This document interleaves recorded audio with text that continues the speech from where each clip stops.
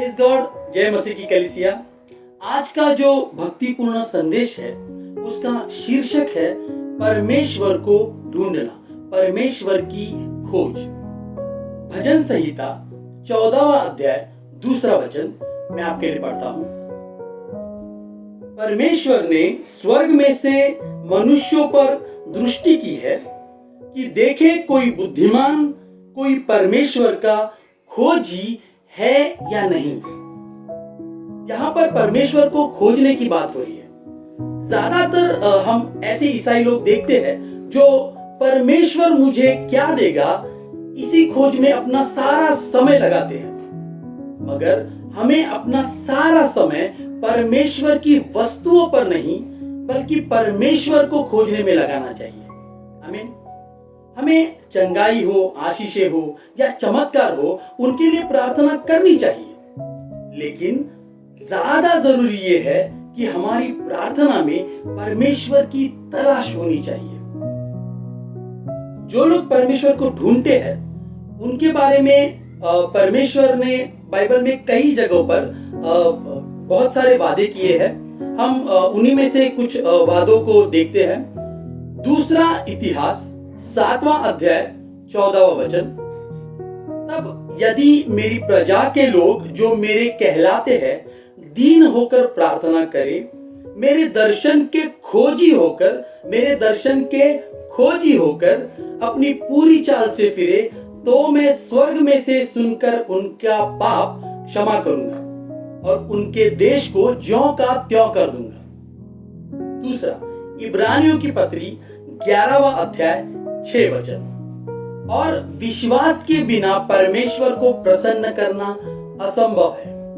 अतः जो परमेश्वर के निकट पहुंचना चाहते हैं उसे विश्वास करना आवश्यक है कि परमेश्वर है, और वो उन लोगों को प्रतिफल देता है जो उसकी खोज में लगे रहते हैं, और तीसरा व्यवस्था विवरण 4था अध्याय 29 से 31वां वचन। परंतु वहां भी यदि तुम अपने परमेश्वर यहोवा को ढूंढोगे तो वो तुमको मिल जाएगा। शर्त यह है कि तुम अपने पूरे मन से और अपने सारे प्राण से उसे ढूंढो।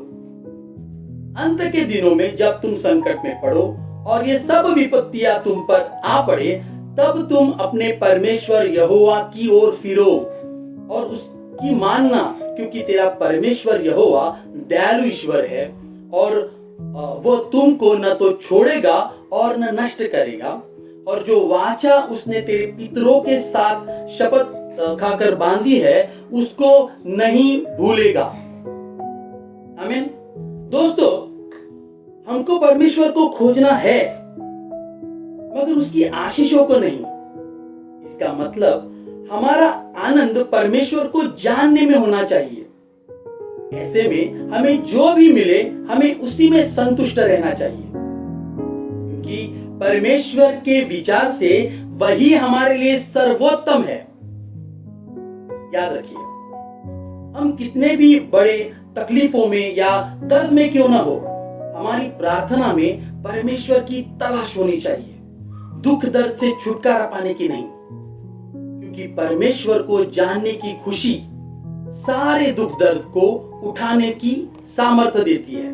आमीन। और अब आखिरी बात जो बहुत इंपॉर्टेंट है, बहुत जरूरी है, हमें परमेश्वर की खोज खाली समय में या सब काम खत्म होने के बाद नहीं करनी चाहिए, बल्कि दिन के शुरुआत में और ज्यादा से ज्यादा समय देकर करनी चाहिए। आपने कभी ओलंपिक खिलाड़ियों को देखा है? वो अपनी पहचान कैसे बनाते हैं? वो जब अभ्यास करते हैं तो वो खाली समय में अभ्यास नहीं करते, कभी नहीं। वैसे ही हमें भी प्रभु यीशु मसीह को हमारा सबसे पहला और सबसे बेहतरीन देना चाहिए, तभी हम उसके वफादार शिष्य बनेंगे।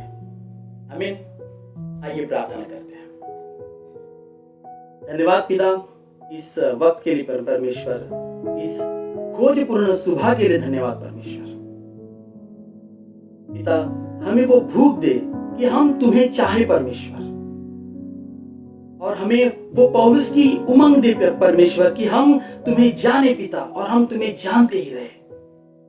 धन्यवाद करते हैं और प्रभु यीशु मसीह के पवित्र नाम से मांगते हैं, आमीन। Thank you Lord, thank you Jesus. God bless you all, thank you.